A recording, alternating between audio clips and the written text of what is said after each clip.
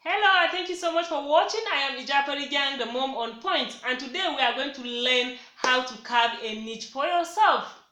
As an online business coach, I realized that one of the things that is holding a lot of people back from starting out online is because they don't know how to carve a niche for themselves. And honestly speaking, choosing a niche can be tricky sometimes. And you could list all your area of interest and passion and still feel as if you haven't hit upon that singular thing that you are meant to do. And that is why today we are going to learn 5 steps that you can follow to carve a niche for yourself online. And step number 1, identify your area of interest and passion. When starting out online, it's very important for you to do what you are passionate about, because this is one thing that is going to stand you out in the long run. You need to identify what you are interested upon. You need to list out at least 10 things that you have interest on or what you are passionate about, because this is one thing that is going to help you in the long run. Step number 2, identify the problem you could solve. After you have listed out what you are passionate about, it could be singing, it could be dancing, it could be graphic, it could be makeup, whatever it is. List it out and then ask yourself, what problem can I solve with this interest of mine, or this that I'm passionate about? As I am passionate about singing, how can I monetize it? How can I solve people's problem online while singing? How can I solve people's problem online while writing? How can I solve people's problem online while doing my makeup artist, as a makeup artist or as a graphic designer? It's very important. By the time you list out the problem you can solve, you will start connecting with yourself. You will know that yes, this is something I can do. Even when I close my eyes, I know that I can do this. So it is very important. Then step number 3, research your competitors. After you have narrowed down and know the problem you can solve, by this time around you would have narrowed it down to maybe 2 or 3. Then you research each one of them, who are doing well in those categories, in this niche.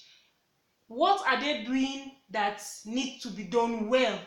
How can you do it better and improve yourself?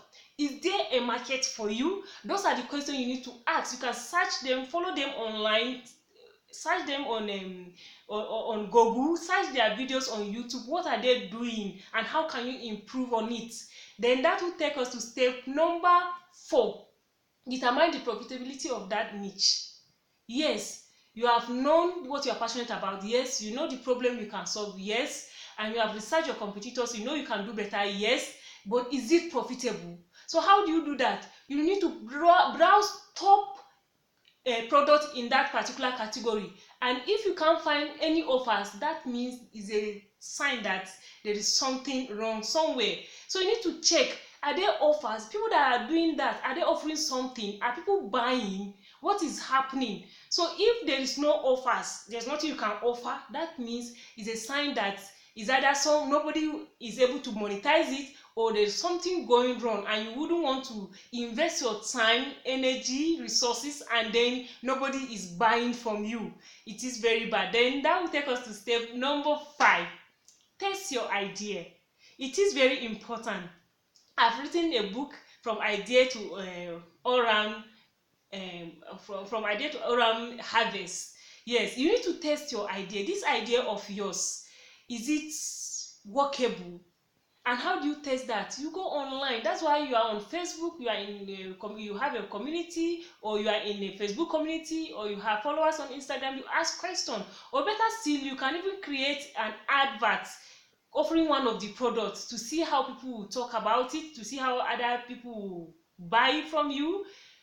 And if at all for the first time nobody say anything, or people are not buying from you, it doesn't really mean that it is bad. It could be that maybe from your content there's one thing that or the other that needs improvement, that you improve yourself upon. I hope you find this video helpful. Please, if you do, kindly hit the like button and subscribe so that you will get more useful video from us. Thank you, and do have a wonderful day.